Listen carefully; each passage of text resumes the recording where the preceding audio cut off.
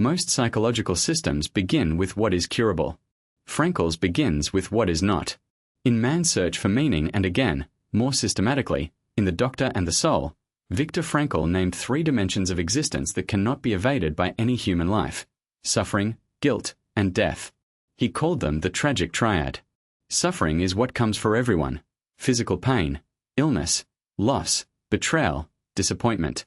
Guilt is the residue of every life that has acted in time, choices that cannot be unmade, harms that cannot be undone, failures that the will cannot reach back and revise. Death is the horizon that gives every action its irrevocable weight, the final fact that no therapy can dissolve. Most contemporary psychology promises relief from these 3. It offers techniques to reduce suffering, frameworks to dispel guilt, distractions to soften the awareness of death.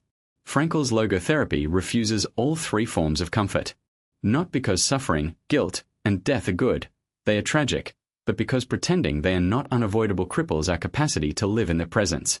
The central insight is this: every meaningful response to the tragic triad is an act of human freedom. We cannot choose whether to suffer, whether to err, whether to die. But we can choose what to do with what is given. Frankl called the highest values reached through this choice the attitudinal values, values realized not by changing one's situation, but by the inner stance one takes toward an unchangeable one. A patient diagnosed with a terminal illness cannot reverse the diagnosis, but she can choose how she will spend the months remaining, what she will say to the people she loves, what example she will set for her children of how to face the end.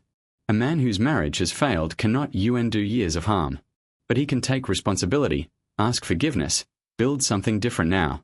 A person carrying grief for someone who died too young cannot resurrect them, but the way they continue to live can be a kind of fidelity to the one who is gone. Frankl saw in the camps something that haunted him for the rest of his life: that suffering, faced without the capacity to find meaning in it, broke people. And that the same suffering, met with even fragile meaning, a memory of a loved one, a task left undone, an inner refusal to surrender the soul, held people together. Suffering itself does not ennoble. Only the response can. The same applies to guilt. The neurotic patient pushes guilt away, denies it, projects it, anesthetizes it. The logotherapy patient is invited to face guilt as a moral fact, to feel it, name it, and then ask what it asks. Often what it asks is repair, restitution, change. Sometimes what it asks is the harder work of forgiving oneself, which is not the same as denying the wrong. And death gives every act its seriousness. If we lived forever, nothing would matter, because everything could always be done later. The finitude of life is exactly what gives each decision its weight. A life lived in denial of death is a life lived as if no choice mattered. A life lived with death in view is a life that takes responsibility for every hour.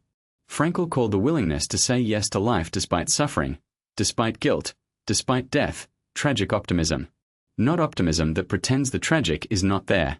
Optimism that finds, even within the tragic, the possibility of meaning. This is not natural to us. It is a stance, an act, a continuous decision. But it is, Frankl believed, the only stance worthy of a fully human life.